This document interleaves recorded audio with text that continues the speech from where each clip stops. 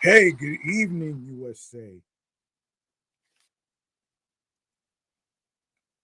International, Canada, Long Island, aka Strong Island, plus the five spots of Brooklyn, Bronx, Manhattan, Staten Island, and Queens.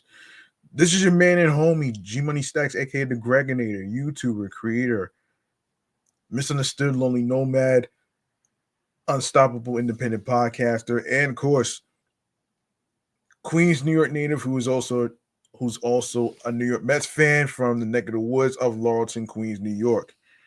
And yes, you're now rocking with me by tuning in, listening, streaming, and watching the 386th episode of Off the Meat Rat Chainz New York Avenue podcast, live and direct from StreamYard in the comfort of my room, and of course YouTube as well. And happy International Women's Day to every single woman out there that is doing their thing, whether you are a radio personality, whether you are a singer in R&B, whether you are a rapper in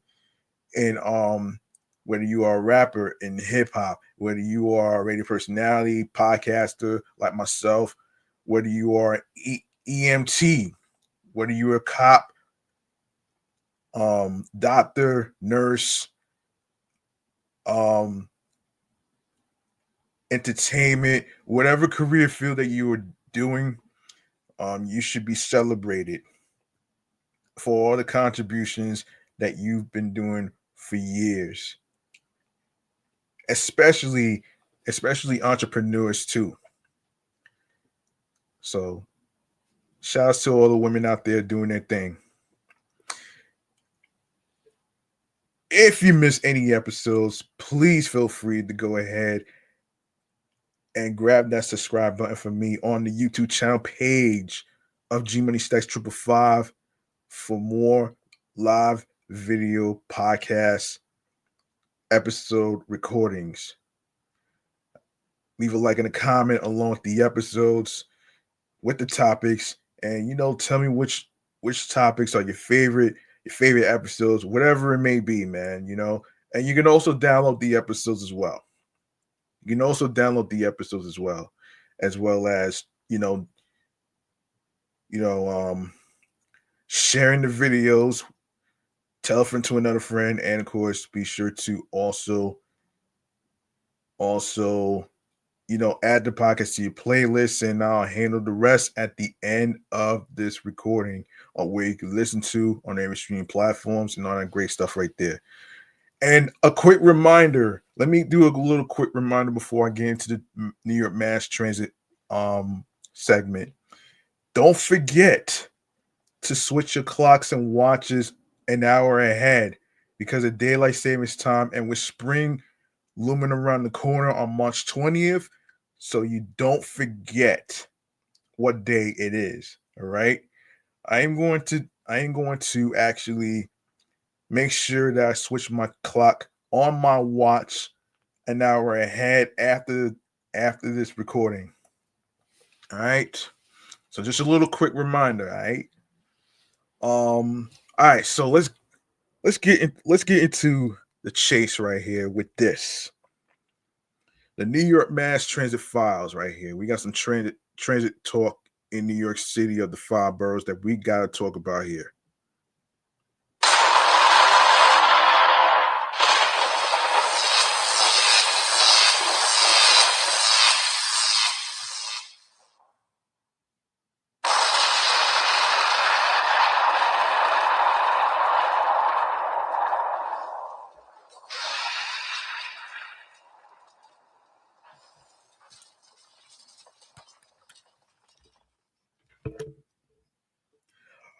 All right, here's what's happening here. Okay, so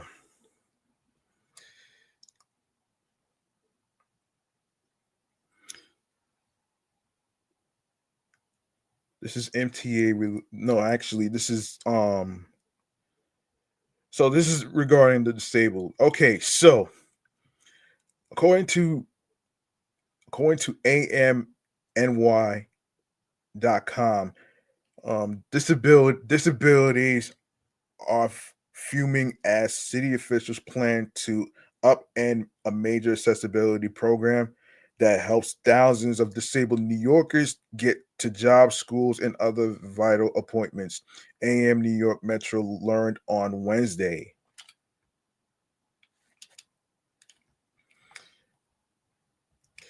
Advocates said the NYC Taxi and Limousine Commission wants to shut down the accessibility dispatch program to save money. They added that the program is important because it helps wheelchair users, visually impaired people, and other disabled New Yorkers get around the city by calling or using an app to order an accessible taxi in advance of their trip. Wow, that's crazy, man. Damn. So you want to dismantle the program for disabled people? Man, it, if you thought the MTA and General Lee were messed up, so is this.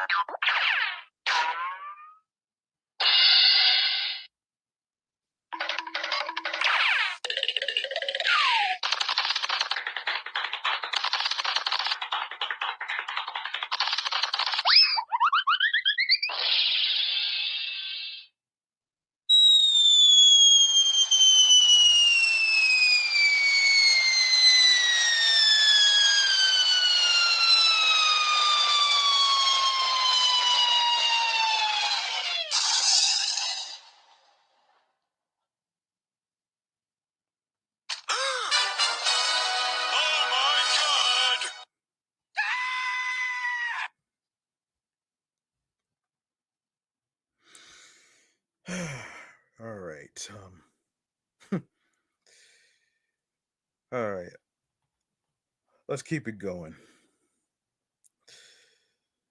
So,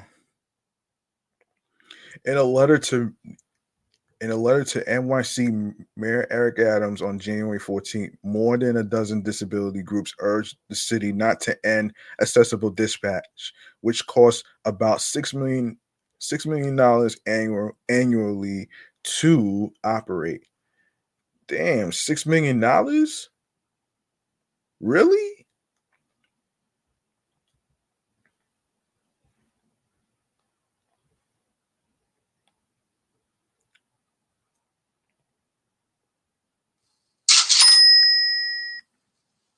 Hmm.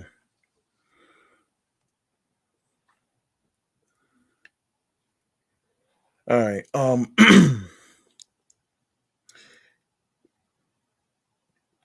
End quote. We write to urge you to reverse the TLC plans to end accessible dispatch, which is a lifeline for some New Yorkers with disabilities. The better, no, excuse me, the letter said. The letter stated, excuse me. The TLC's proposal runs directly counter to your goal of increasing disability employment and independence for people with disabilities.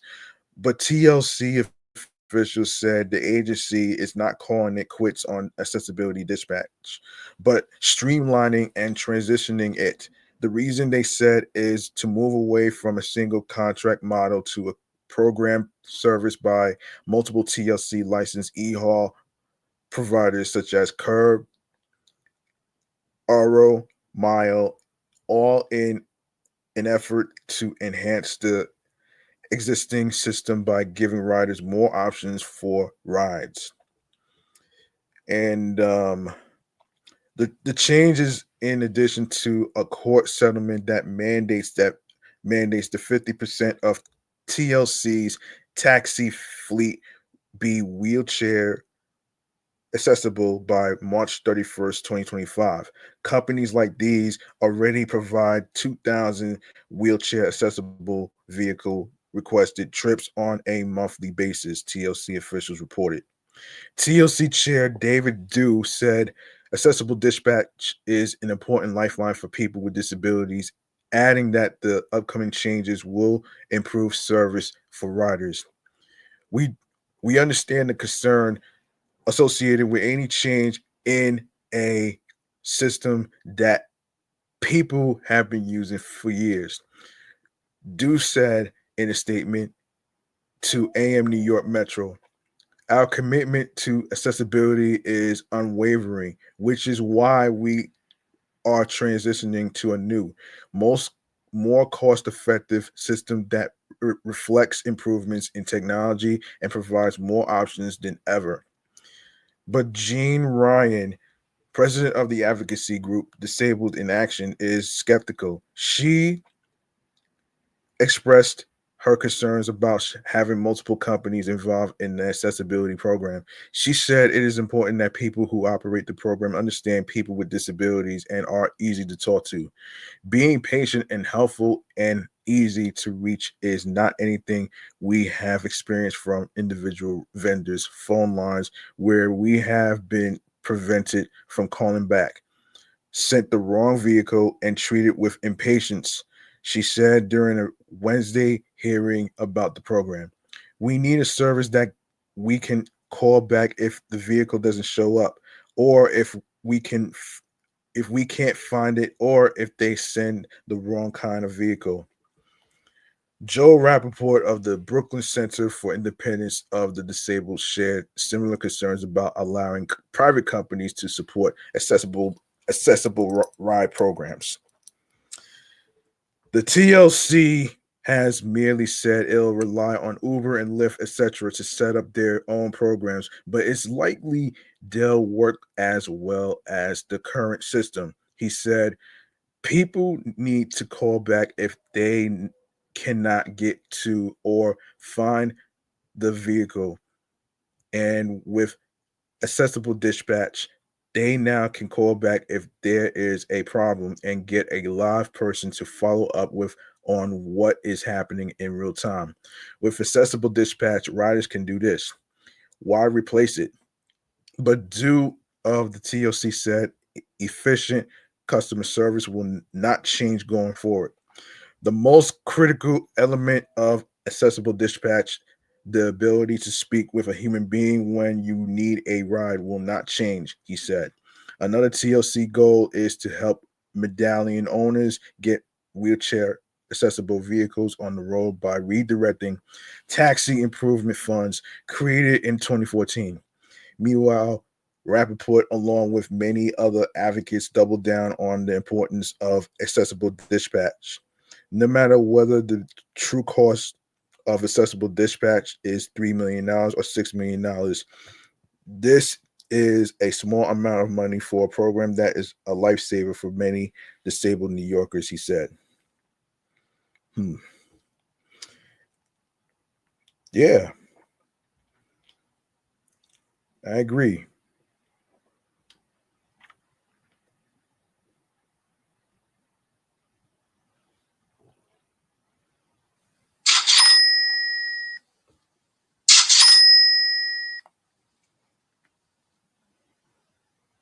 All right, next, what we have here is all right, Hoko. All right, so the subway ridership is up and transit crime numbers are plummeting as NYC approaches a full year's worth of large scale subway safety initiatives, according to Governor Kathy Hochul. The governor marked on Thursday the first anniversary of what she called a 5-point subway safety plan by spotlighting reductions in NYC transit crimes.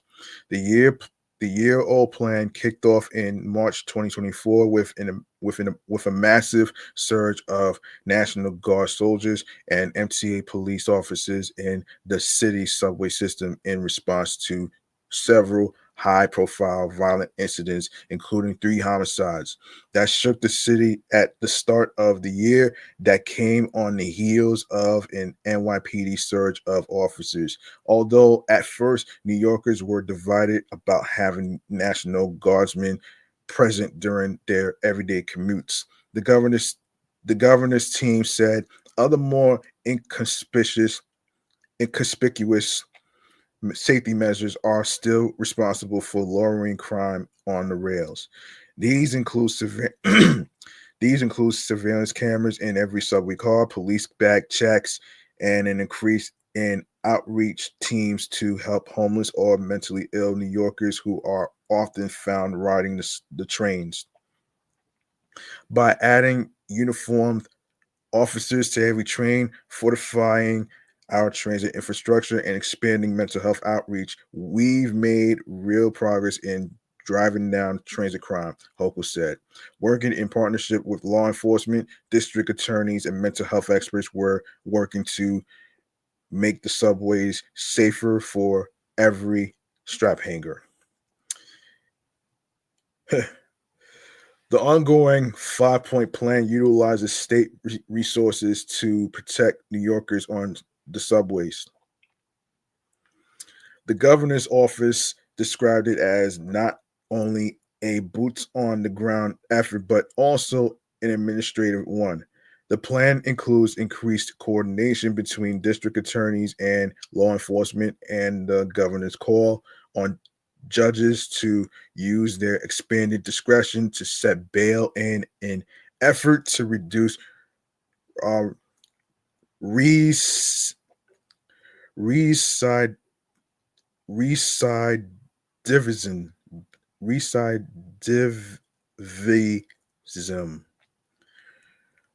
Additionally, throughout the year, about 850 homeless individuals initially seeking shelter on subways were put into permanent housing through the state's Safe Options Support Initiative. Transit advocacy groups have noticed the results of the safety measures implemented.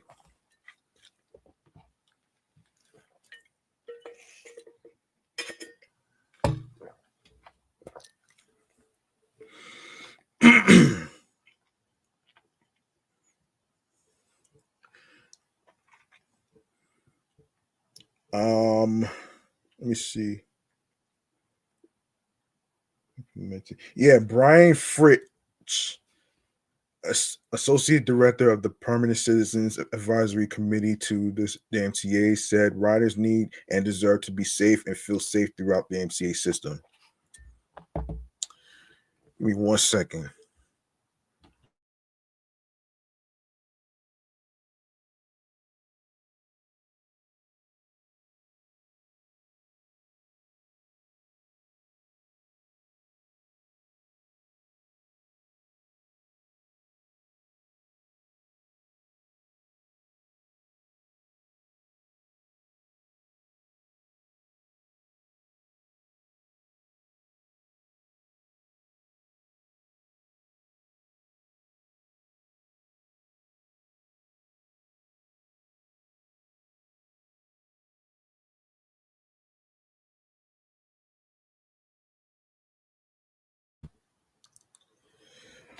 All right.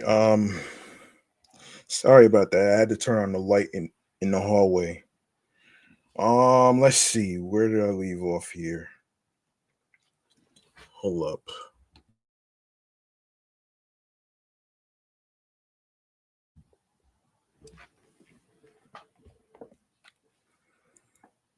All right. Millions have been exercising their confidence every day with MetroCard swipes and Omni taps as ridership continues to set post-slamdemic records, Fritz said.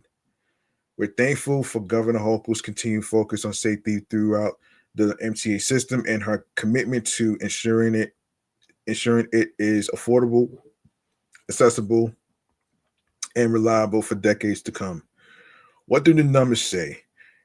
NYC would be hard pressed to call the subway crime free these days. High profile crimes involving assault, robbery, and other offenses on the trains and platforms continue to make headlines almost every day. But statistically speaking, major crimes are down 29.4% year to date compared to the same time period last year, per NYPD data. The department also reports that transit crime is down 28% compared to the same 2 month period in 2019, the year before the slamdemic.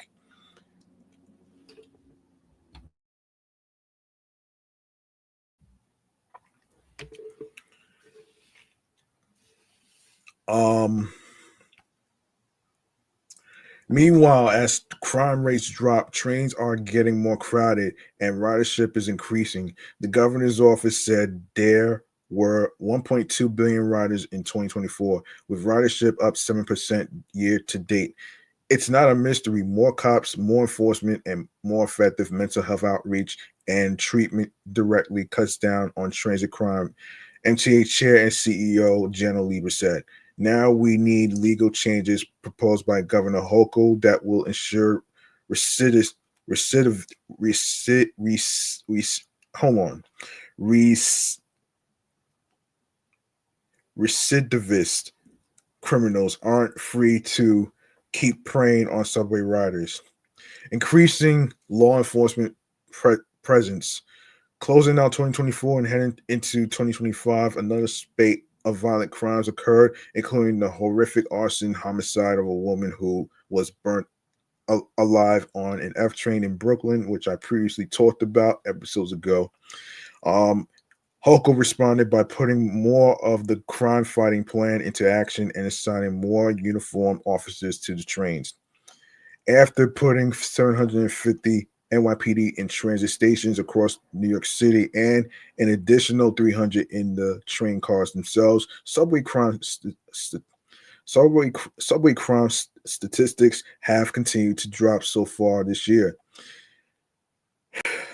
The governor's office explained that the increase in enforcement prioritizes 30 subway stations and transit hubs that account for 50% of crime in the transit system. The city has also stepped up efforts to help keep subways safe this year. This took place on January 30th. NYPD Commissioner Jessica Tisch announced her own 3-point plan to battle subway crime. Per Per her plan, cops have been assigned to platforms and subway cars, where she says 78% of transit crime takes place. She also highlighted a renewed focus on officers addressing quality of life crimes, such as drinking and smoking on the trains. Now, per state and city initiatives, more cops are riding the trains, including overnight trains, and about 1,000 National Guardsmen patrol subway entrances throughout the transit system. Keeping New Yorkers safe is my top priority, and I'll never stop working to ensure riders can rely on our subways to safely get wherever they need to go, the governor said. Looking ahead, as noted in previous reports, the governor plans to install subway platform edge barriers paid for by the state at more than 100 additional stations by the end of 2025. The state will also invest in modern fare gates in more than 20 stations across the system in 2025 and an additional 20 stations in 2026 to reduce fare evasion. Uh, Good luck with that one. A crime scored a crime scourge projected to cost the MTA up to $800 million annually. $800 million? Damn. The Subway Code Response Outreach Team effort will expand through a $20 million investment by the end of 2025 to help end the seemingly endless problem of finding housing and treatment for homeless New Yorkers on the trains. Hmm. Yeah.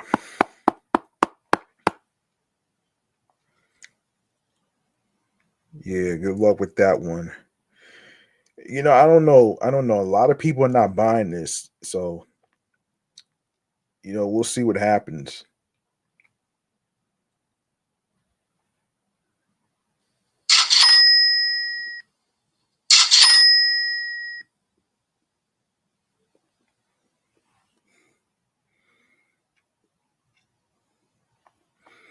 All right. Let's see. Let's see. Let's see. All right. All right. So we have a passing. Unfortunately, we have a passing. Unfortunately, so um, um, let's get into who passed away and all that stuff in this segment right here, chatting on the jazz right here. Um, Here we go.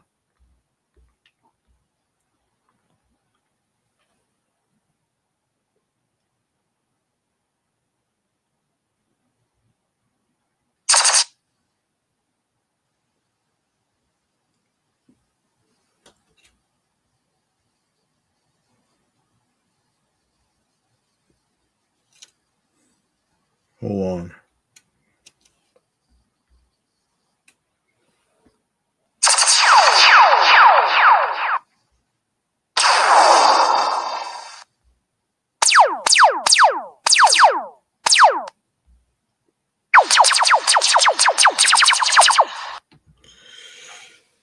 All right. Yeah, unfortunately, we have a passing um that needs to be discussed. So, and according to the people from Variety, this is pertaining to Barry Michael Cooper. For those of you who may not know who he is a writer and producer who co-wrote the black exploitation '90s classic New Jack City and finished his Harlem trilogy, writing Sugar Hill and Above the Rim. Um, Basically, he died in Baltimore, Maryland on Tuesday. He was 66. The Cooper's death was confirmed by a representative for Spike Lee. The pair collaborated on the Netflix series adaptation of Lee's debut feature, She's Gotta Have It. Cooper served as a producer for both seasons and a write for 3 episodes. Cooper made his feature screenwriting debut with Mario Van Peebles' New Jack City, which he co-wrote with Thomas Lee Wright. Damn. Damn.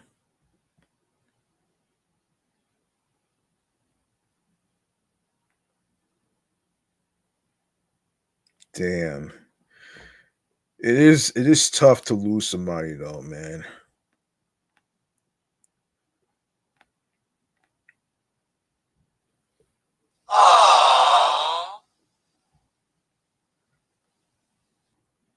Okay.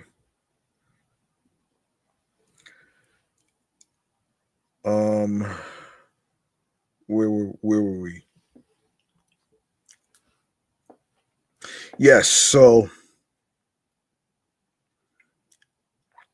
the film starred Wesley Snipes and Ice-T as a gang leader and a hardened cop, dodging one another amid a crack epidemic in Harlem. The production represented a career change for Cooper, who had been working as an investigative reporter at the Village Voice beforehand, a tenure that produced the 1989 cover story Kids Killing Kids.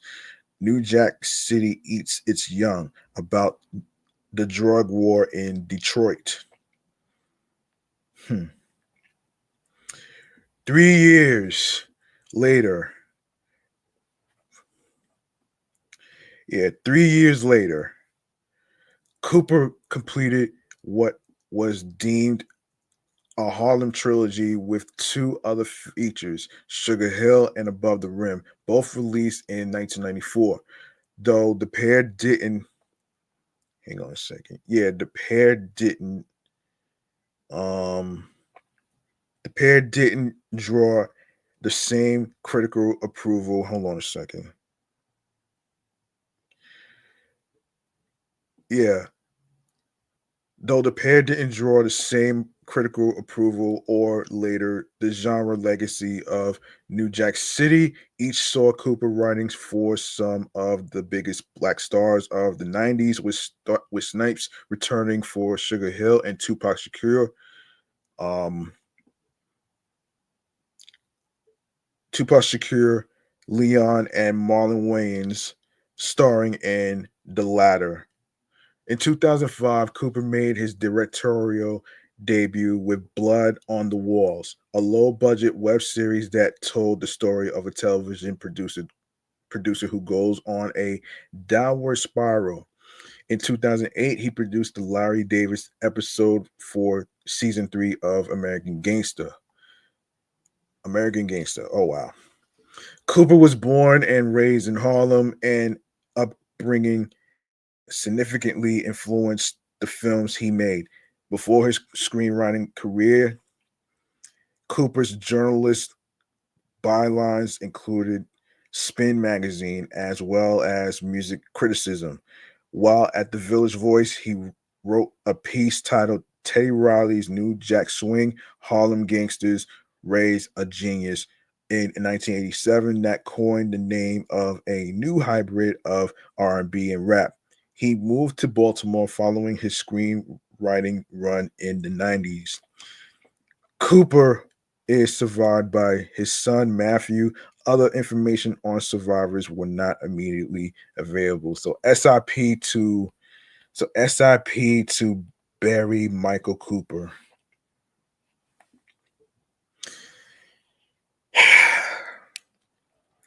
All right, let's go to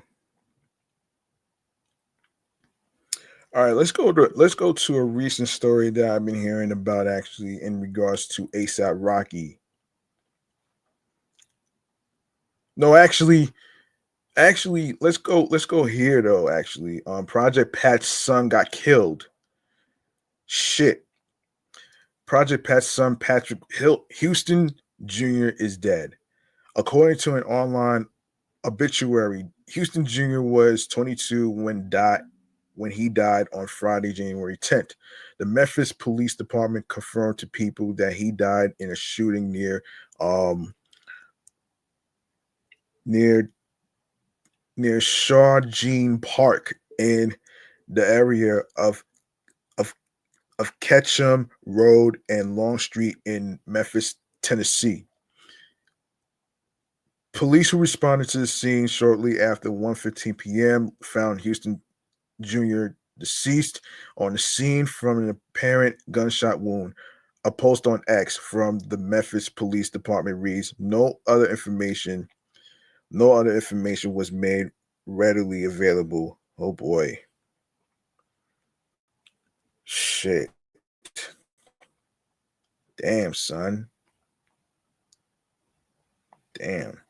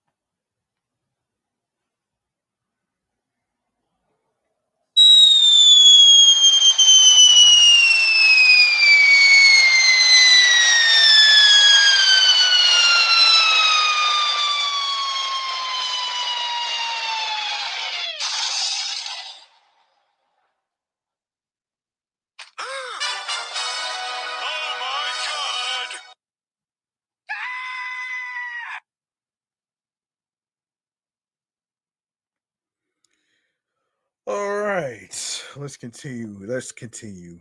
Um, oh man, let's continue. So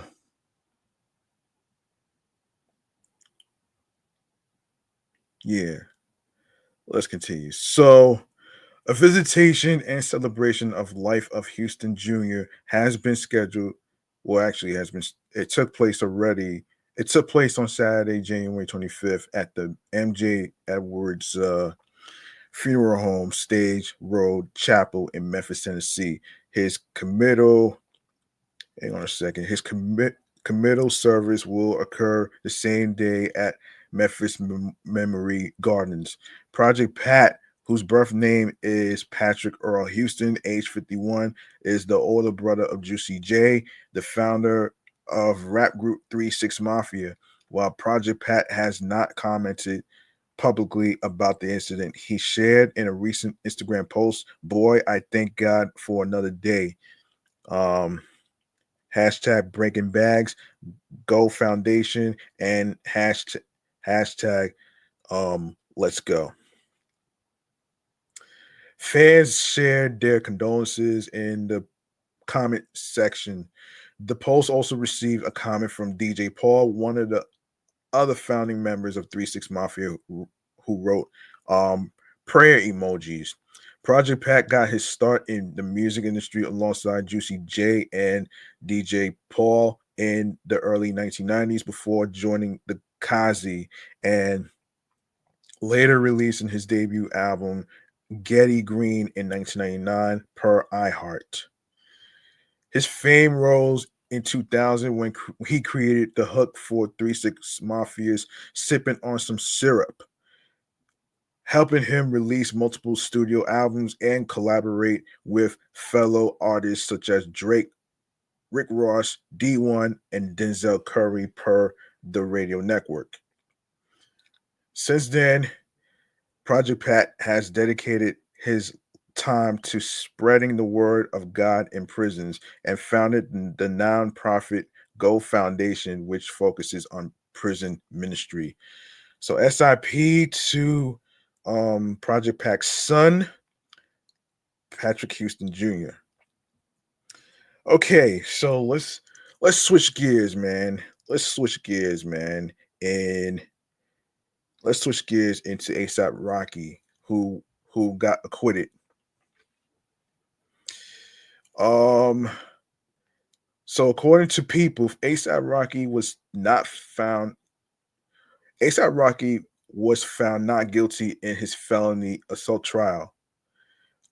On Tuesday, February 18th, the jury acquitted the rapper who was accused of firing a semi-automatic handgun at his former friend and ASAP mob member ASAP Relly in an altercation in November 2021 of 2 charges of felony assault with a semi-automatic firearm. Before the verdict was announced at the Los Angeles Clara Shortridge Fultz Criminal Justice Center, each jury member agreed the outcome was their individual true and correct verdict. After the first verdict was read, Rocky immediately jumped over the stand to hug his mother, sister, and partner Rihanna. He also told the jury, "Thank y'all for saving my life. Thank y'all for making the right decision." The judge also thanked the jury for their time. "We cannot have jury trials without folks like you." Rihanna also expressed gratitude following Rocky's acquittal, writing on her Instagram stories, in quote, "The glories belongs to God and God alone. Thankful, humbled by his mercy." She added with a praying hands emoji. On Friday, February 14th, the defense and prosecution concluded their closing statements, and District Attorney John Levin asked the jury not to be swayed by Rihanna's presence in the court. "This is not something you are allowed to consider," Lewin told the jury in downtown Los Angeles of the pop star and the couple's 2 sons, RZA, 2.5, and Riot. Oh shit. 18 months. We are all responsible for what we do. He continued, I want to make sure that no matter how famous his partner is, no matter how cute his kids are, no matter how much they giggle during closing arguments, he needs to be treated like any other person because in the end, that's what he's entitled to. The fashion killer rapper 36 turned down a plea deal from prosecutors and opted for a jury trial instead of pleading guilty to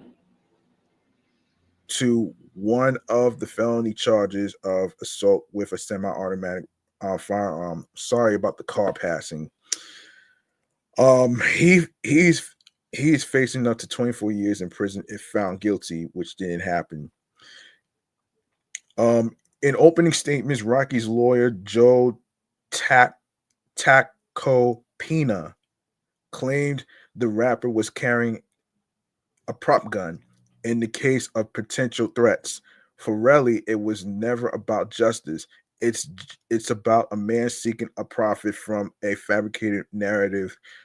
Uh, Tacopina said, Rocky has nothing to hide here. Meanwhile, the prosecution team recounted the events leading up to the altercation, claiming that Relly showed up thinking they would just argue and it would repair their relationship. This is not a complicated case. This is not a complicated case. Um, um, Przeleomiec said in his opening statement. The defense will turn in an alternative explanation to what happened that night. We ask that you do not leave your common sense at the door. During closing statements, which began on February 13th, the prosecution claimed that the gun was a prop gun, illogical and absurd. Meanwhile, the defense told the jury there was inconsistencies in Relly's story and he lied to your faces. Everything that doesn't come from Relly shows you that this is not a real gun, he said. Since January 29th, Rihanna has shown up to the trial on several occasions to support the rapper. In January 2024, Tacopina told reporters that the Praise the Lord rapper was cool as a cucumber after his arraignment. He also said Rocky was ready to get the trial over with so he can start enjoying his family. At a November 2023 hearing, Detective Frank Flores took the stand and new surveillance video was unveiled where two loud pops, which the prosecution team claimed were the alleged shooting, were not were were heard but not seen. More footage was shown in a prior hearing that month. After reviewing the footage during the investigation, Flores claimed that Rocky had a gun in his hand during the altercation. Under cross-examination, however, he revealed the gun was never recovered. Meanwhile, the two shell casings that were recovered from the scene by Relly and turned into police 2 days after the altercations had no fingerprints. At the previous hearing, a photo of Relly's minor injuries was displayed in the courtroom. The photo showed small patches of raw, bloody skin on the knuckles of his index, middle, and ring fingers on his left hand. Relly filed a civil lawsuit for assault, battery, and emotional distress against Rocky on August 10th, 2022. Rocky has denied all claims. In response to the civil complaint, Rocky's attorney wrote, defendant generally denies each and every allegation of the complaint and specifically denies that plaintiff has been damaged in any amount or in any way as a result of any act or omission of answering defendant answering defendant. The injuries and or damages complained of in the complaint, if any, were caused solely, directly and proximately by the negligent and or intentional acts or omission of person other than answering defendant. Relly claimed he was struck by bullet fragments after the argument and said in court that he sought necessary medical attention at a hospital in New York City. Um, while while on the stand in November, Relly claimed they were really cool before tension started because Rocky found solo success and became big headed. The night of the altercation, days before Rocky was headlining Complex Con, Relly said he overheard Rocky bad mouthing him on speakerphone to another friend and decided to end their friendship. Relly told the court in November 2023 that he later spotted Rocky with his two friends,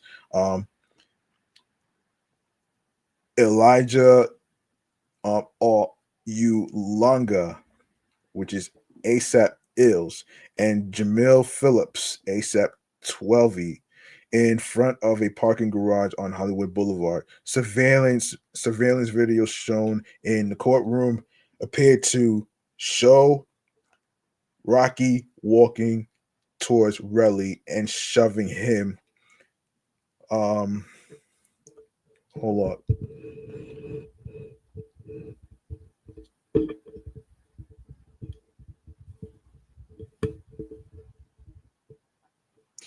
Yeah, yeah, and where was I? Yeah, the surveillance footage with no sound then showed the group of men involved in an altercation. Rocky turned around and shot at me, Relly claimed. It all looked like a movie. He also testified that Rocky shot 3 or 4 more times at Relly, who said he used ASAP Ills as a human shield. Rocky was arrested at Los Angeles International Airport on April 20th, 2022, and released on bail the same day, according to the Los Angeles Times. So yeah, a good victory for ASAP Rocky being acquitted. So that's pretty good though, man. You know what I mean? That's pretty good. And speaking of which, man, we all we all use the slang cap, right? Of course, many of you may know that cap means a lie. But what if I was to tell you that there's a drink called no cap? And I say this because of this website right here, Drink No Cap Soda. So let's take a look at this. So we're going to take a look at this actually. So I actually want to see what this is about too. So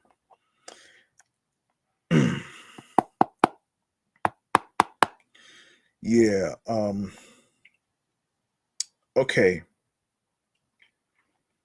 So hold on, if I can find some information on what this is about, maybe I can actually. So,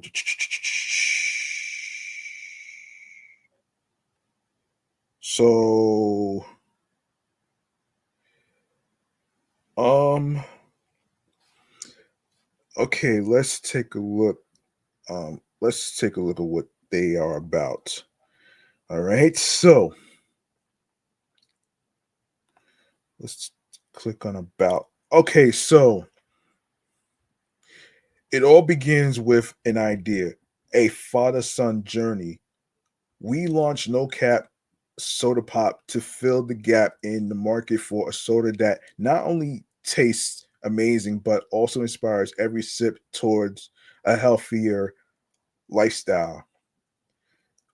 We're proud to challenge the norms of the beverage industry and provide a fun, flavorful, and health focused alternative to traditional sodas. Our journey is about more than just creating a product, it's about redefining the hashtag new school soda pop, hashtag new school soda pop for the next generation. As underdogs in the world of soda pop, we cherish the opportunities to show what's possible when passion, innovation, and a commitment to health come together. Growing up in a household where beverage was the norm, we have seen firsthand the impact of dedication and creativity in the industry. This is our story. This is our story and shared dream to rewrite the rules on beverage for the next generation. We believe that the hashtag next gen, hashtag new school of soda pop is here. No cap. Our vision is simply put, we set out to create the ultimate soda experience where great taste meets real health benefits. Our mission is to deliver bold, thirst quenching flavors that not only delight your taste buds, but also redefine the hashtag next gen of soda pop. So yeah. So yeah. And you can follow them on social media. You can also follow them on TikTok. You can follow them on what is it? What is it? What is it? What is it? What is this? What is this? Yeah, you can follow them on LinkedIn. Yeah, LinkedIn, TikTok, and Instagram. If you'd like to learn more information about it, you can go to www.drinknocapsoda.com. All right. Actually, let's go over some. All right, so they have hoodies. They have hoodies right here. No cap hoodies. They have sodas, different flavors, bussenberry, sour watermelon. They have strawberry dream, apple riz, tangy orange. What else do they have? Let's see, what else do they have? Um, so the hashtag, okay. I see, man. Yeah, y'all can check out the website and follow them on LinkedIn, TikTok, and Instagram. And of course, you can check out the website to see if you could cop a soda, cop a hoodie at www.drinknocapsoda.com. All right. There you go. There you go. Now let's go on to J. Cole and Wiz Khalifa. All right, so according to Hip Hop DX, J. Cole and Wiz Khalifa have joined forces for their first collaboration in 15 years on a remix of Cole's latest single, Clouds. The two blog era stars dropped the track by surprise on Thursday, March 6th, through Cole's recently launched blog, The Algorithm, with the Dreamville leader saluting the wave that the Taylor Gang chief has been on lately. Wiz skating T God, and he been on a wave. He wrote referring to Wiz's recent string of mixtapes and freestyles. Cole also posted a link to Wiz's Jill Scott collaboration with Primo Rice. Harry Fraud.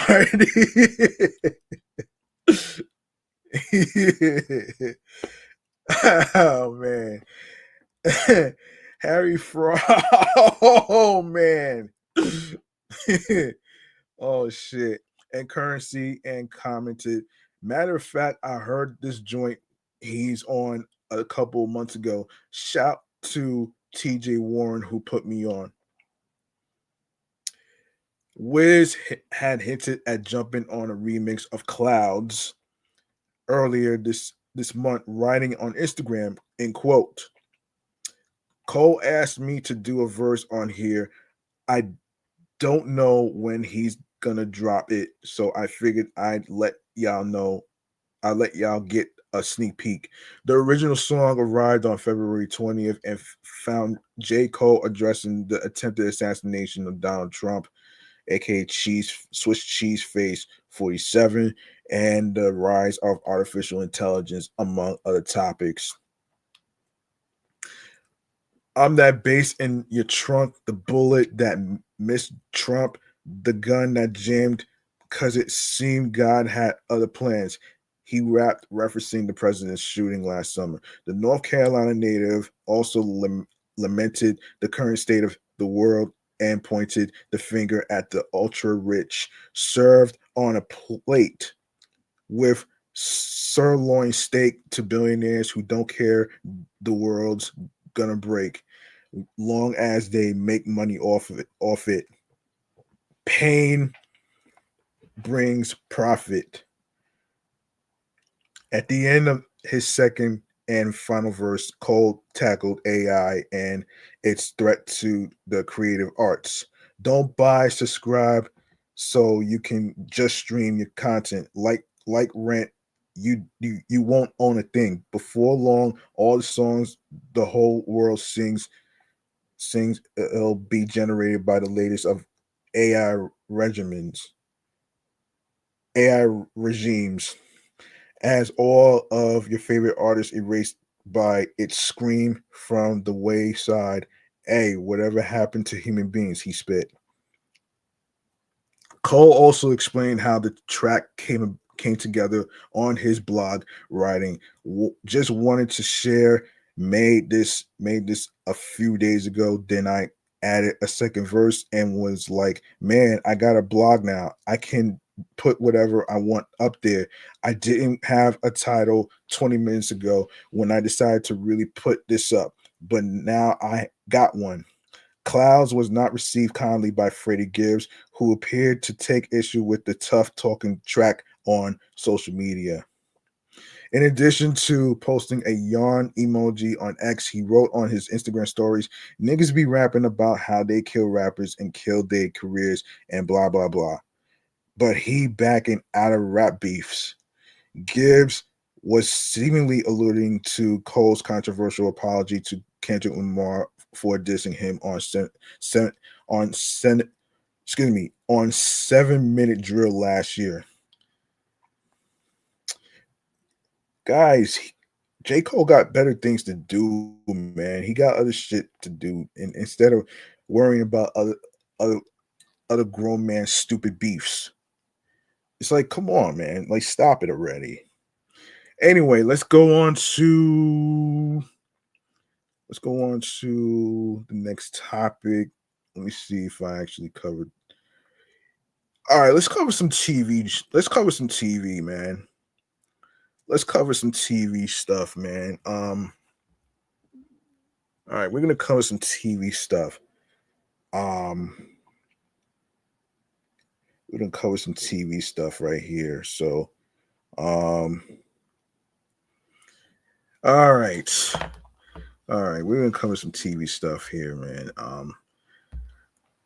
So let's talk about Yellow Jackets and how the other TV show, The Night Agent. All right, in this segment right here, TV show checkouts.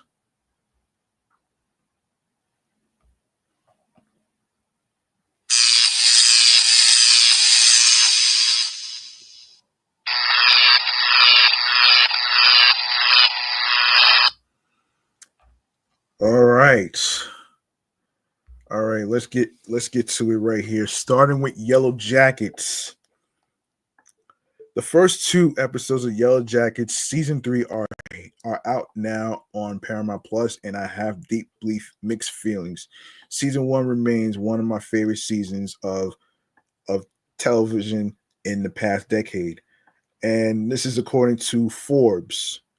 I had high hopes for season 2, which was a huge mistake. I should have guarded my expectations because season 2 pretty much dropped everything possible ball. By the end of the second season, I felt mostly contempt for the vast majority of characters. I enjoyed how morally complex they all were in the first season, but they were just nasty, unpleasant sociopaths in second. What few characters clung to their humanity were tainted simply by association.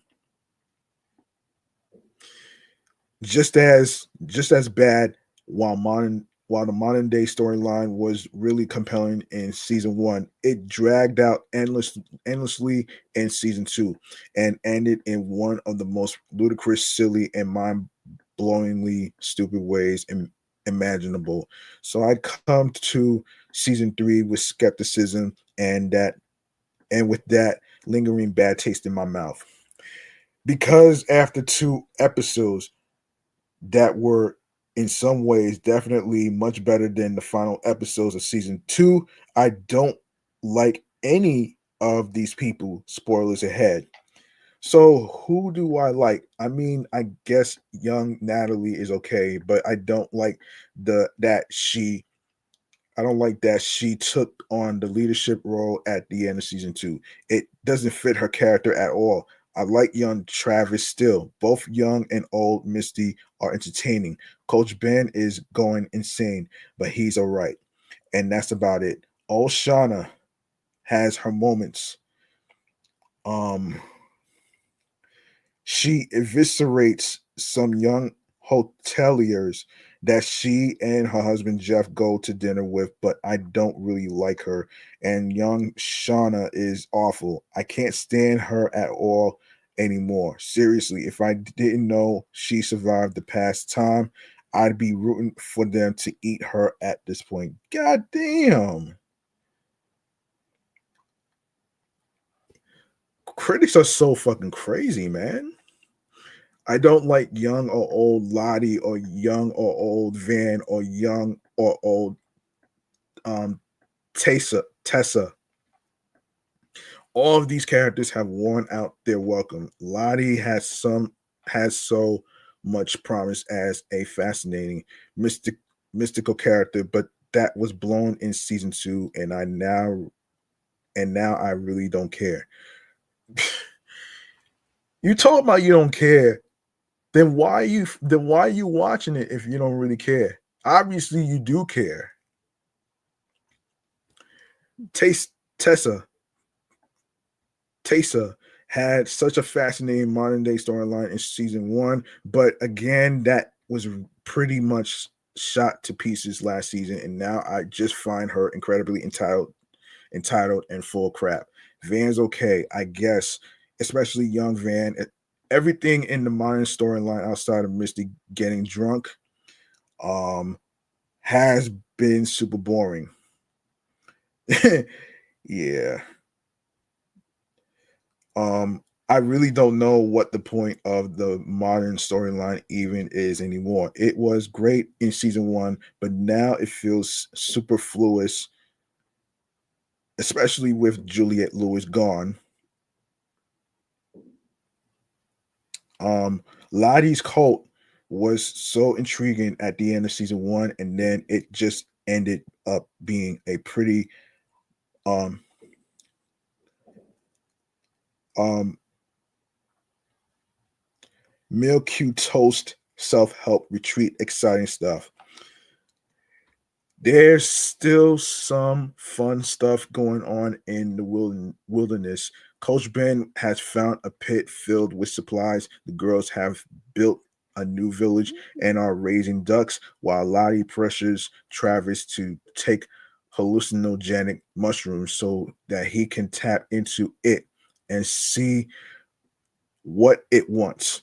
Are we going to actually learn something about what it is this season? Because there was a whole lot of beating around that bush last season. That's for sure. The trees scream at one point, and all the girls hear it. And this time they are not on drugs. So it sure seems like the show is leaning back into the supernatural. That's a good thing, especially after season two seemed to steer other way. Coach Ben also captures Mari after she runs off from the camp when she and angry Shauna have an argument. She dislocates her leg in the pit and he rescues her and then ties her up and blindfolds her and takes her back to his cave where she hears him babbling to himself. He also gives her hot chocolate. That's nice.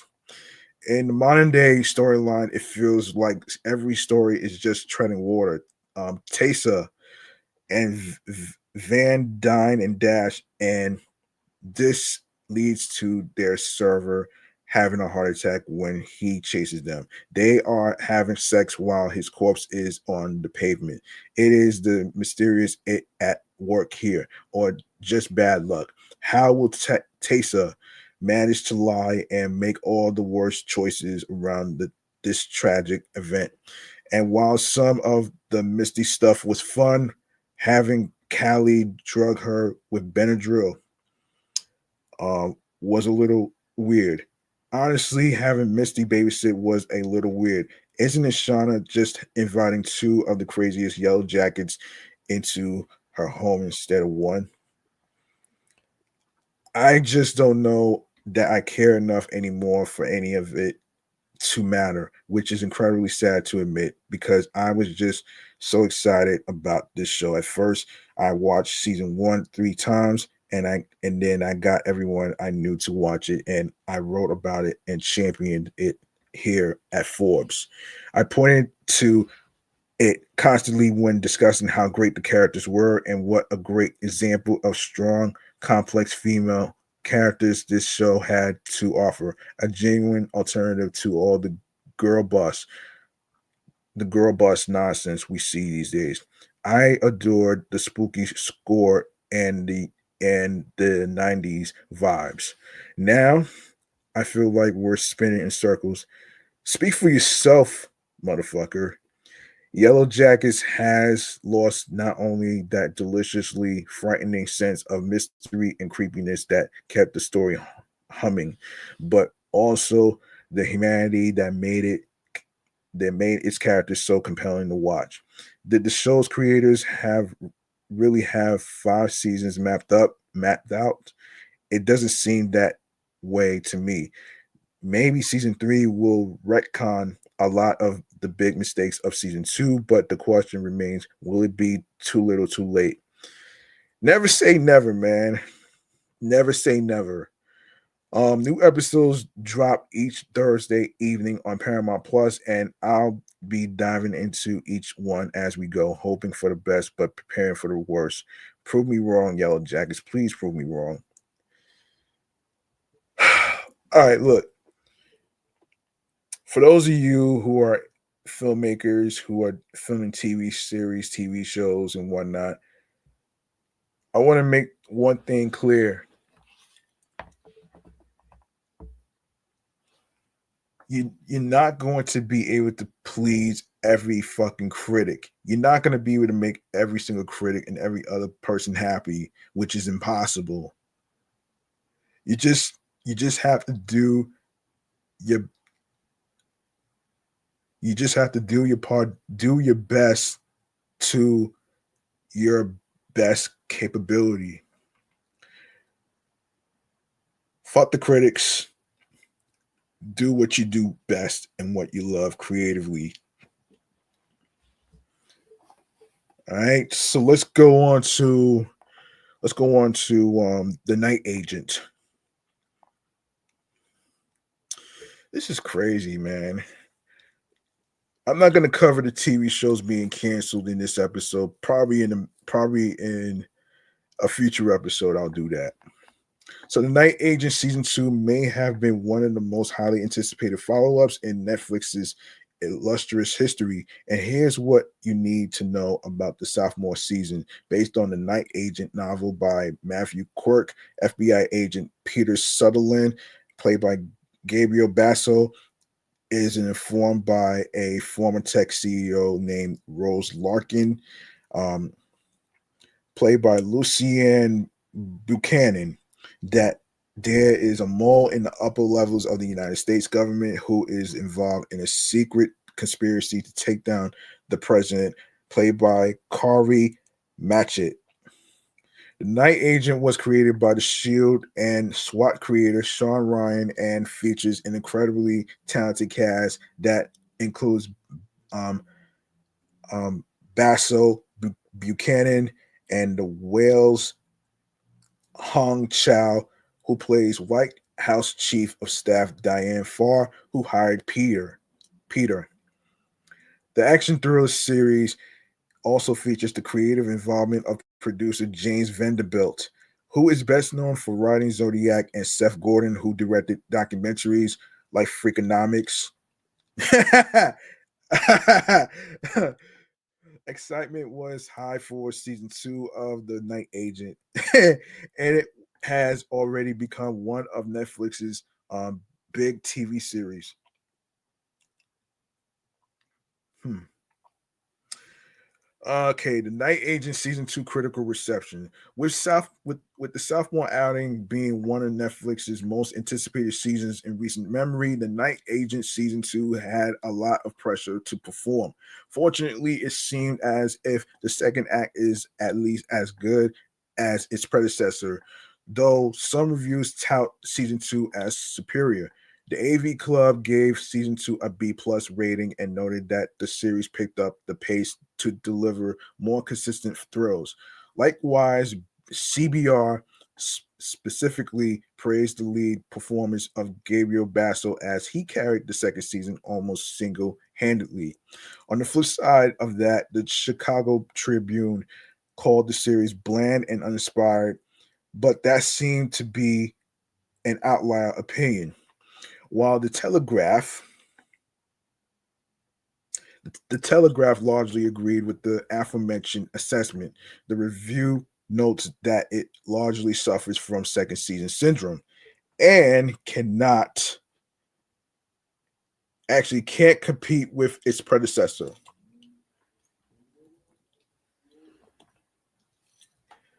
Overall, The Night Agent season 2 delivers everything that's expected of it, even if that isn't an ideal viewing experience for every taste palette. So there you go, right there, man. Um, so the Night Agent season 2 cast. So while the new season features mostly new characters and an entirely new plot, Gabriel Basso, returned to reprise his role as Peter Sutherland, and he was joined by Lucienne Buchanan as Rose Larkin. Various new names were added to the ensemble, including Marwan Kenzari, who plays Riza, a soldier who is being court-martialed for a crime he didn't commit. Meanwhile, Elise Kibler was cast as a high-class British socialite, Sloan, and the convicted war criminal and former dictator Victor was played by Decron Tulane. Brittany Snow appeared in season 2 as new character Alice. Okay. So Gabriel Basso, Peter Sutherland, Lucienne Buchanan, Rose Larkin, Amanda Warren um, plays Catherine Weaver. Brittany Snow plays Alice. Berto Cologne Solomon plays Solomon. Teddy Sears plays Warren. Lewis Hurtham, played by plays Jacob Monroe. Marwan Kenzari plays Riza. Um, Elise Kibler plays Sloan. Dickron Tulane plays Victor. Adrian Mandy plays Noor. Michael Malarkey plays Marcus. Keon Alexander plays uh, Javad. Navid Negaban plays Abbas. And Rob Heaps plays Tomas. Okay. In order to help announce the show's January 2025 release date, Netflix dropped a brief teaser for The Night Agent Season 2 in November. Most composed of action shots from the upcoming season, the trailer is narrated by a voice that talks about the qualifications needed to be a night agent. Peter is seen running through streets and gunning down baddies before he speaks a secret code into a phone, presumably to the voice that was narrating. Um, I'm not gonna go into spoiler territory here, so um, I'm not gonna go into spoiler territory here. So I guess the moral of the story is you can actually check it out for yourself on Netflix.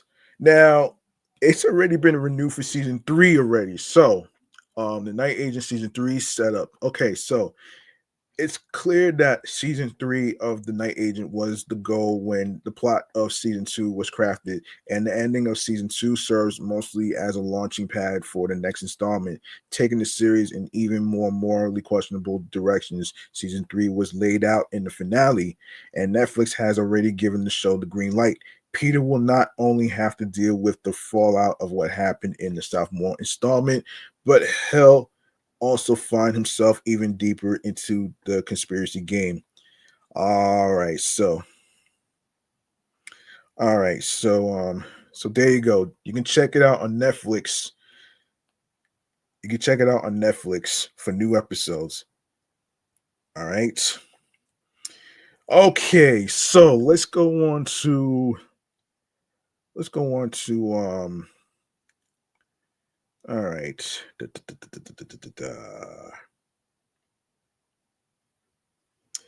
Yeah, I'm not gonna be able to. I'm not gonna be able to. I'm not gonna be able to do because it's already March 8th already, so I'm not gonna be able to do it. Um. All right, so let's go on. Let's go on to Hold on a second here. Let's go on to wait a second. Where is? Oh no.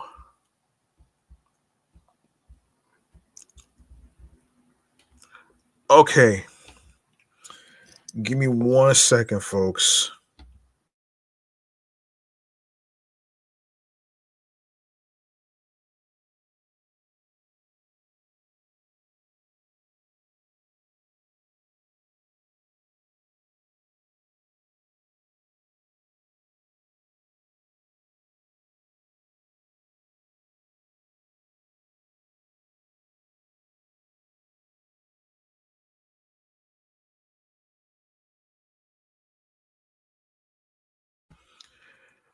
All right, we're gonna go into munchies and drinks. All right, munchies and drinks. It is, man.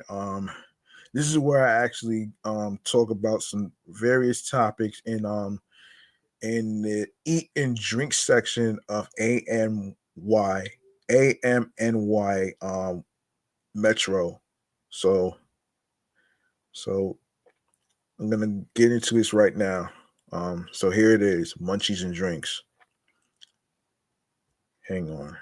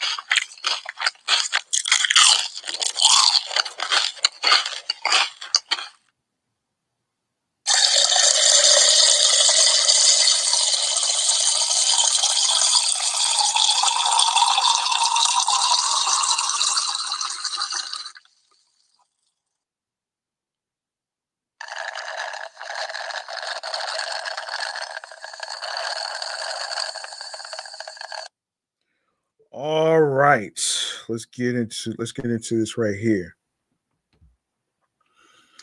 All right, so hold on a second here.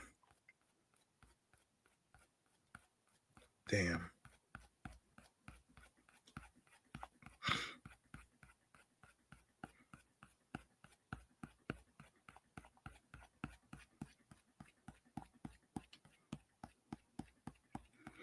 Hold on. Trying to find it.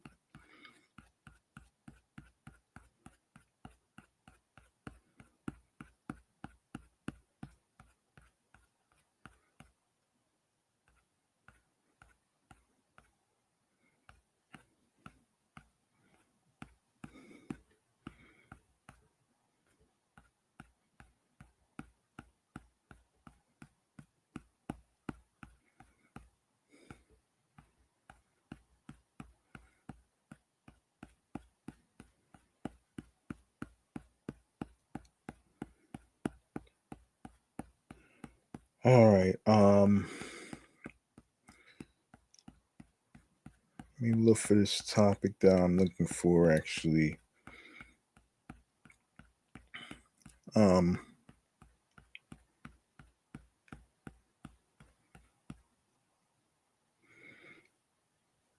okay. All right, first and foremost, let me get this hold on one second here.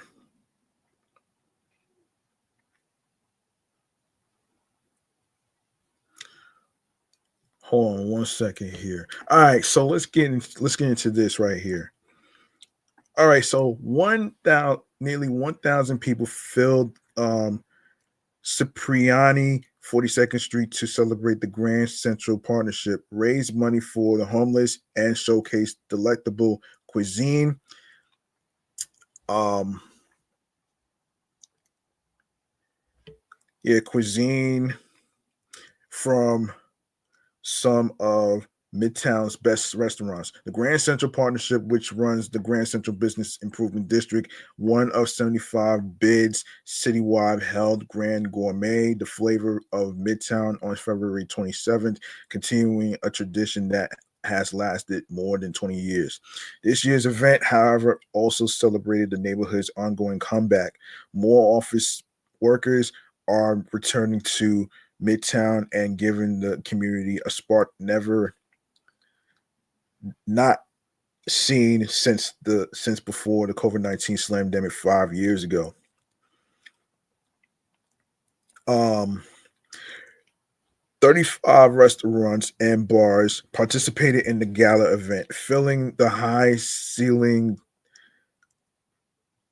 ceilinged high-end Cipriani 42nd Street with food, drink, and plenty of networking in a taster's paradise. We're very lucky to have some of the best restaurants in the world in this area, said Grand Central Partnership President and CEO Fred Cerullo. This only helps to promote this neighborhood that they call home. It also gives back to those in need.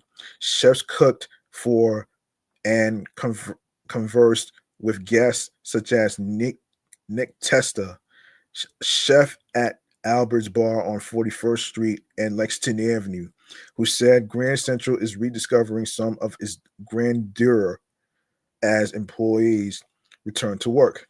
This neighborhood is coming back. We've seen it come back in a big way, Testa said as he served octopus salad. Oh shit. Oh shit. Octopus salad. That shit sounds nasty. Anyway, as far as happy hour crowd, happy hour crowd, people coming back to the offices, enjoying Midtown the way it should be enjoyed. Um Alfredo Vila, general manager of Pershing Square, a nearby restaurant that opened in 2019, said the district is doing well. We're getting up there. People are coming back. There are more tourists, Vila said. Um, People are coming back to the office buildings. They want to stay at home and work, but I guess nobody can stay home forever. Origins of Grand Gourmet. When Cerullo started working for the partnership in 1999, he began branding the neighborhood. I wanted to spend some time focusing on our food and beverage industries to help redefine what people considered a 9 to 5 neighborhood as a more of a 24/7 community. He said, you can't be a 24/7 community without bars, restaurants, and lounges. The partnership launched Grand Gourmet, the flavor of Midtown, in 2000, soon after Cerullo took over. It has grown because it immediately had a following by the businesses in the neighborhood and the people who lived and worked around the neighborhood and visited. Cerullo said, we sell out every year. The social element with chefs at tables, introducing restaurants um and rhapsodizing about recipes adds another twist to the tastings. We learned early on that we wanted this to be a social networking opportunity where the restaurants were stars, the businesses were stars. Cerullo added.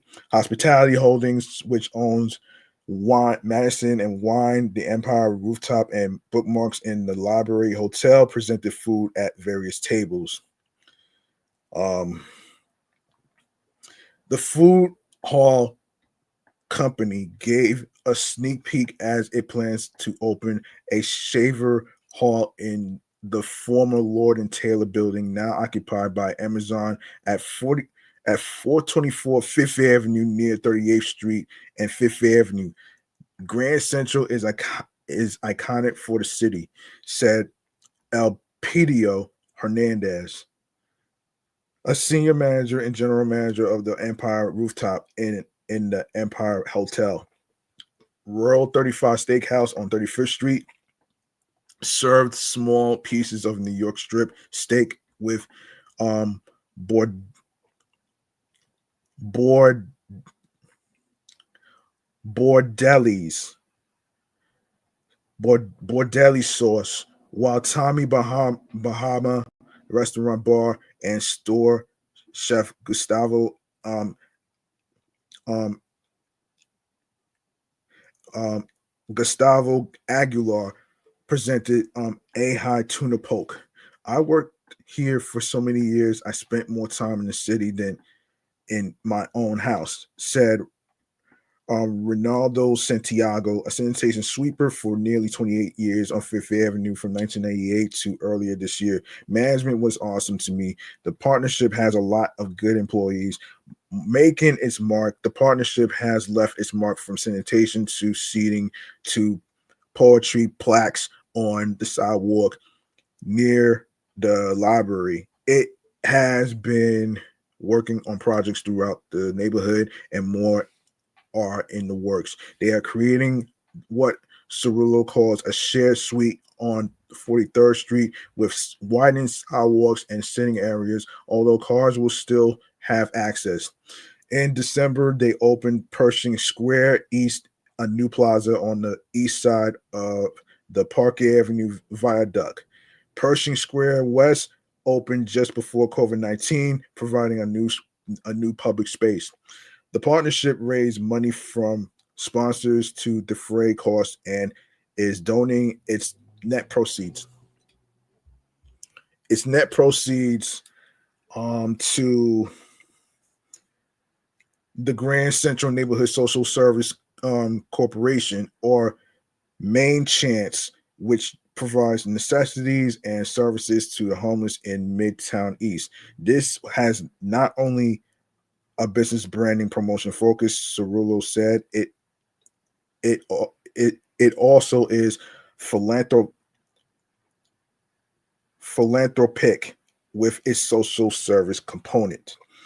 All right, let's go to all right, let's go to let's let's go here.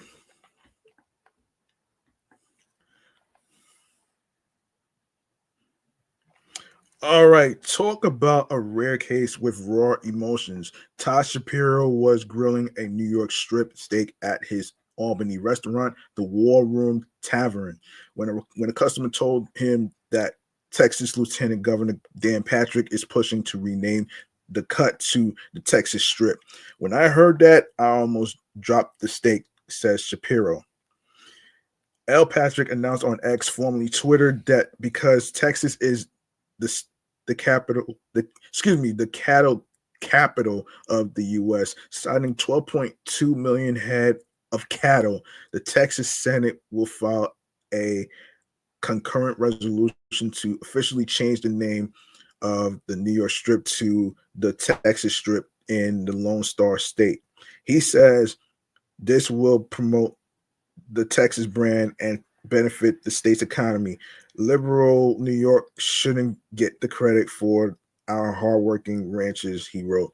The move follows similar efforts by former President Trump to rename geographic landmarks such as Denali to Mount McKinley and the Gulf of Mexico to the Gulf of the Gulf of America. That guy is nuts, man. He's nuts. After after session ends this summer, I might take a short cruise across the Gulf of America and have a juicy medium rare Texas strip, he wrote. In response, Shapiro announced a $1 million lawsuit against the state of Texas, arguing that the proposal undermines New York's culinary heritage and could hurt businesses like his. We have two steaks on the menu: New York strip and filet mignon. No one's gonna order a Texas steak in New York's capital, said Shapiro. The War Room Tavern also prides itself on their political themed dining experience, featuring a 2,000-pound bull moose shoulder mount honoring Theodore Roosevelt, and a menu with items like Governor Al Smith's blackened swordfish, FDR grilled cheese, comptroller DeNapoli's chicken parm, and Eric Adams' vegan black bean tacos. Mayor Adams has even dined there, according to a photo posted on Google Maps. It's intellectual property, Shapiro said, but seriously, Texas has bigger issues, and they are worried about a fucking steak. The lawsuit comes as Texas faces a growing measles outbreak with 159 confirmed cases since late January, raising questions about the state's legislative priorities. Lieutenant Governor Patrick's office has yet to respond to AM New York Metro's request for comment. Whether his legal claim holds weight remains to be seen, but Shapiro is sure he will win. I'm gonna make $1 million and I'm gonna give it to charity, says Shapiro. All right, so let's go to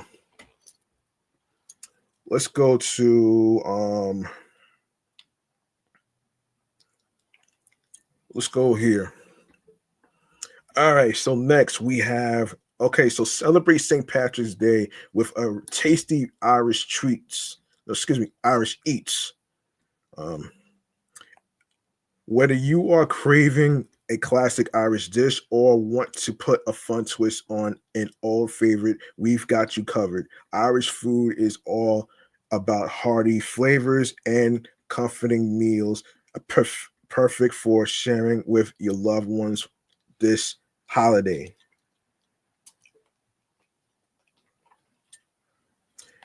Here are 10 delicious recipes to try this St. Patrick's Day. Whether you are a fan of traditional dishes or want to mix things up, there's something you can there's something you and your family are bound to enjoy. Now, we have the Dublin Cottle. This traditional Irish potato and sausage stew should make its way into your St. Patrick's Day rotation. It's the perfect comfort food for the holiday, especially considering it takes place in the chilly month of March. The combination of bacon, pork, sausage, and potato cooked in a rich brown gravy is the perfect the perfect meal to enjoy after a long week. Irish soda bread. There's no yeast or rising time required to make this St. Patrick's Day staple with just 4 or 5 ingredients that come together in about 10 minutes. You can whip up this bread in no time. Top your fresh baked Irish soda bread with butter.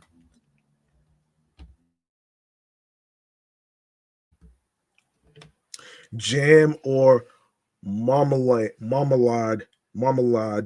or eat it alongside a soup or stew. Shepherd's pie potato bowls, a fun twist on a classic dinner. These shepherd's pie potato bowls deliver mashed potato goodness in individual portions. It's all about hold up, hold on a second.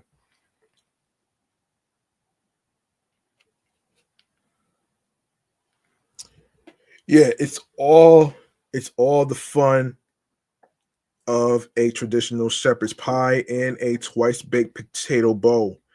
Full Irish breakfast. A full Irish breakfast was originally concocted to fuel a long day working a manual job in the field, but this hearty meal can help power you for whatever lies ahead of you on a normal day. There are a ton of components that go into a full Irish breakfast. It typically includes bacon slices and sausages, running fried eggs, baked beans, grilled or fried tomatoes, hash browns, aka tater tots, and black pudding, a type of Irish blood sausage. Damn. And of course, we have vegan shepherd's pie. Even vegans and vegetarians can get in on the meat and potatoes fun this St. Patrick's Day. This recipe ditches ground beef or lamb in favor of lentils, lentils, lentils, but doesn't sacrifice any of the hearty, savory, and comforting qualities that come with a traditional shepherd's pie. It's a perfect um option if you are looking for a vegan or vegetarian, or you are just looking to try more meatless recipes. Yum.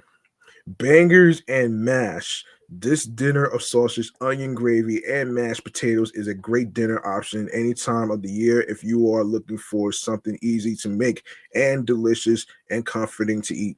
Round out this dinner with a side of steamed vegetables like peas. Corned beef hash with poached eggs. Use your leftover corned beef from St. Patrick's Day dinner for a delicious and filling Saturday morning breakfast. A corned beef hash pairs perfectly with poached eggs for a family brunch. We have Irish beef and Guinness stew. A hearty stew is the perfect meal for the whole family. This recipe uses Guinness beer, which gives the stew a rich, deep flavor that makes the beef tender and irresistible. Plus, you can make this recipe in the oven, slow cooker or pressure cooker. Corned beef sandwiches. Keep the St. Patrick's Day fun going into lunchtime with these corned beef sandwiches. It's a great way to put your leftover corned beef to good use. With Russian dressing, dill pickle relish, sauerkraut, and Swiss cheese on rye bread, this sandwich can make its way into your lunch rotation any time of the year. All right. Everybody's familiar with the Lucky Charms cereal, right? Well, there is a Lucky Charms bars. Well, we have Lucky Charms bars. No holiday is complete without dessert. While not exactly a traditional Irish dessert, these Lucky Charms bars are right up the alley of St. Patrick's Day spirit. And it's a fun twist on your everyday Rice Krispie treats. Throw them in your kid's lunchbox for a fun and festive cafeteria treat. Um, so yeah, there you go, right there, man. And you could check more about this at New York Family. New York Family's website, www.newyorkfamily.com. If you'd like to learn more about these St. Patrick's Day foods, all that stuff is in there. And of course, it is Women's History Month and International Women's Day. So, what a sweet tribute to a sweet voice. Harlem Shake, the women-led fast casual restaurant group, is joining hands with figure skating in Harlem this Women's History Month to launch a Sweet Lena milkshake, a treat honoring the late Lena Horne, the iconic singer and actress who left a significant mark on the civil rights movement and the entertainment industry. This is the second year the two Harlem orgs have collaborated with Sweet Lena, inspired by figure skating in Harlem's theme, Harlem to Hollywood. According to Jelena Pasek, founder and co-owner of Harlem Shake, the team wanted the milkshake to highlight Horne's legacy while featuring a striking presentation full of subtle nods to Horne. When they approached us with this theme, we immediately thought of Lena Horne, she said. She was one of the first African American actresses to break the Hollywood barrier and fought for civil rights throughout her career. It aligns beautifully with our values of diversity and community agreement.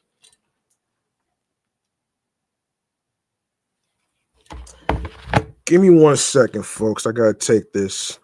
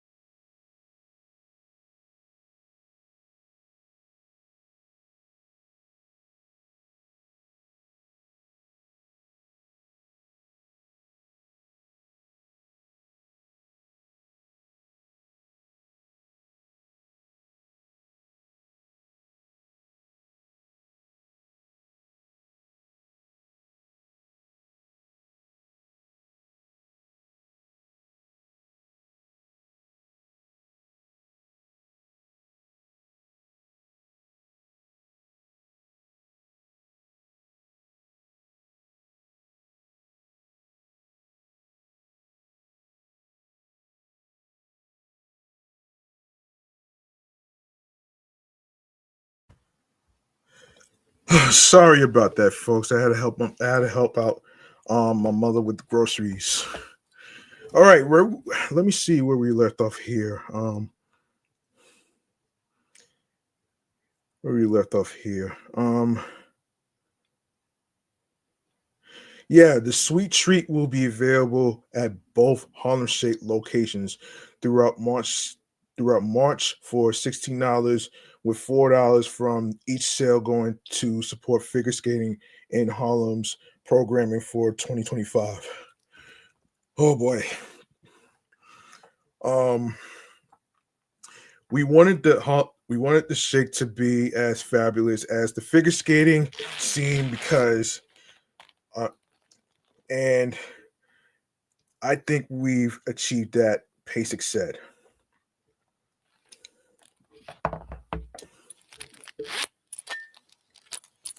All right. Celebrating Women's History Month is extremely important for Pasek, especially as a woman entrepreneur and an immigrant who opened Harlem Shake 12 years ago. Customers can also participate beyond the milkshake purchase. At the restaurant, diners can round up their bills or donate additional amounts towards figure skating in Harlem. Our partnership has only grown stronger, and we're excited to see how our customers respond this year, Pasek said. Figure skating in Harlem has been our beneficiary for some years now. We are a women owned business in Harlem, and it only makes sense that we support another organization that empowers girls, especially girls of color. That's something we hold close to our mission. The teams anticipate even better community anticipate participation than last year due to enhanced options for donations, making it easier for everyone to contribute, whether they purchase the milkshake or not. Harlem Shake has long been committed to community engagement with notable initiatives like the annual Mr. and Mrs. Um, Quan Miss Qantas contest aimed at local residents, further solidifying their ties to the community. Every contribution is vital. We want our customers to feel they are a part of something bigger, that their purchase can help uplift our community, she said. Pasek carries a personal connection to this mission, reflecting on the barriers her own family faced and the opportunities now she now seeks to create, particularly for young girls in Harlem. Through projects like the Sweet Lena Milkshake and a commitment to inspiring the next generation, Harlem Shake is a powerful reminder of the impact of community culture and collaboration. Women's contributions to our histories often go unrecognized, she said. This month is a way to honor our past while ensuring that future generations can thrive. As women in business, we have a platform to uplift others, and we must use it. So there you go, right there.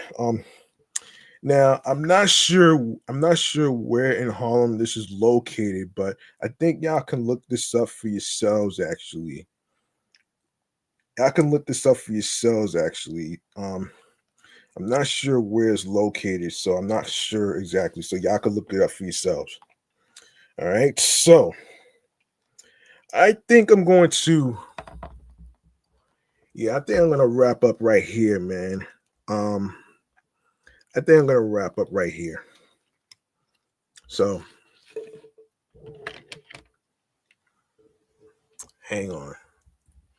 I think I'm gonna wrap up right here. So I think that's it for all the topics in this episode. So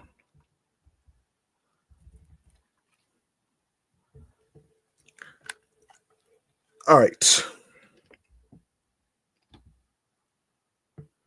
All right. Let's go to stream choices on the go. Let's go.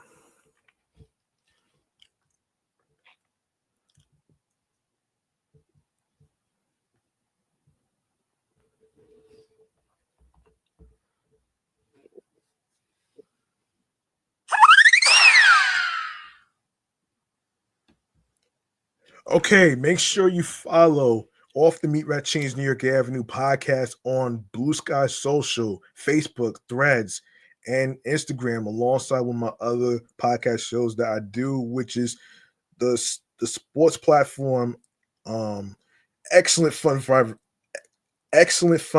talks podcast, alongside with my entertainment review show, Meticulous Vibe Juice podcast. All right. You can also follow.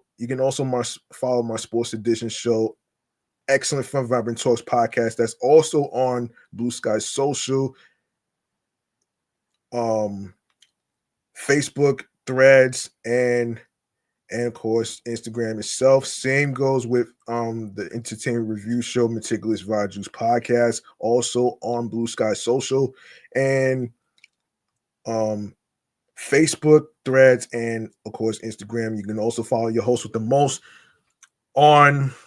You can follow your host with the most on Instagram as well. G Money Stacks 555 in Queens, New York. Now, if you go to the link in bio where it says Linktree/G Money Stacks 555, you're gonna see a whole list of audio streaming platforms and of course other things, including video. And we're gonna get to it right here, right now. So let's go to it right now. You can even download it onto your iPhones, Android phones. You can also download it on your iPads, Android tablets, laptops, and Dell laptop models. And let's start off with Odyssey, Audible, Audioburst, Amazon Music, Breaker, Bullhorn FM, Castbox FM, Diesel Listen Notes, Moon FM podcast, Overhaul FM podcast, Player FM podcast, Pocket Cast, Podbay, Podfriend, Podhound, Podopolo, Podorama, Podcast Index, Podcast Addict, Podchaser, Podverse, Podcast Guru, Podvine, Snip, Spotify for creators. You can also comment on Spotify for creators as well. And of course, TuneIn Radio, Fountain, Radio Public, iHeartRadio, the number one app where you can listen to your favorite music artists, such as R&B singers, such as singers, rappers, hip hop artists, radio stations, and of course, you can listen to podcast shows and episodes for free. You don't need a credit card or debit card to download iHeartRadio. All you need to do is follow the podcast on iHeartRadio and other streaming platforms that I just mentioned as well. So basically follow, subscribe on every streaming platform, and also make sure you subscribe to the YouTube channel page, G Money Stacks 555, for more video podcast episode live stream recordings, including episodes included to the YouTube channel page. Leave a like and a comment along with the episodes and topics. Tell me what you think about the topics in this episode, and of course, leave a like. Yeah, I did say that. Make sure you tell a friend to another friend. Be sure to add the podcast to your playlist, and be sure to enable alerts so you don't miss out on more live video podcast episode live stream recordings. And of course, be sure to share the videos. Be sure to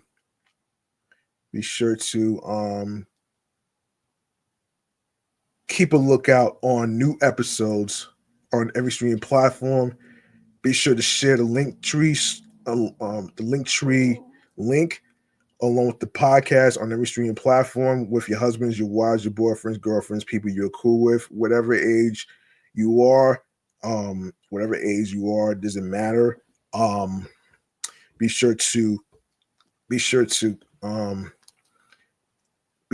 keep those notifications on so you'll be able to know when each episode is going to be dropping. So new episodes will be dropping Mondays, Wednesdays, and Fridays on every streaming platform, including YouTube, wherever you listen, stream, and watch your podcast. All right. So that's gonna do it. That's gonna do it for me, man. I'm your man, G Money Stacks, aka the Gregonator, your host with the most.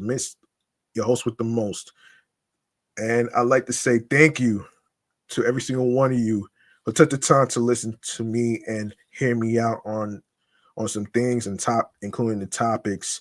And remember, the grind doesn't stop. Hard work pays off. If you want something, you have to work hard and earn it. It's not going to be given to you on a fucking silver platter. And of course, find your niche and a skill in what you love to do. And if you plan on starting a podcast, make sure you be on your P's and Q's on a consistency basis and for the fun of it. Don't worry about the money aspect. Don't worry about that. And also, be happy in doing what you love that makes you smile creatively, mentally, emotionally, physically, and spiritually, that gets you into your zone alongside with tunnel vision. There's no manual when it comes to following your goals and dreams, your path, and your journey. It doesn't matter whether you win or lose and how many L's you have. It's all about how you play the game. All right. And shout out to all the women out there. I wanted to actually make sure that I mention this though, man. Make sure you turn your clocks and watches an hour ahead tonight before you go to sleep, so you don't miss out on what day it is. Because it's daylight savings time and spring is around the corner. That's why I'm reminding y'all. And yeah, man, that's about it. I'll see y'all next time in the next episode with more new topics, more segments, and everything in between. I'll see y'all on the flip side. Peace and one love. And I hope y'all enjoy. And I hope every single woman out there that are radio personalities, podcasters, singers in R&B, hip hop, rappers, entrepreneurs, sports reporters, entertainment reporters, correspondents, everybody, including EMTs, doctors, nurses, cops, firefighters, everybody in certain career fields, man. I hope every single one of you out there enjoy your International Women's Day, and I hope y'all enjoy your Women's History Month. All right. And also reflect on the accomplishments of your missions of what you are doing. All right. That makes you smile and that what makes you happy. All right. Keep up the good work. Be confident in what you do. And yeah.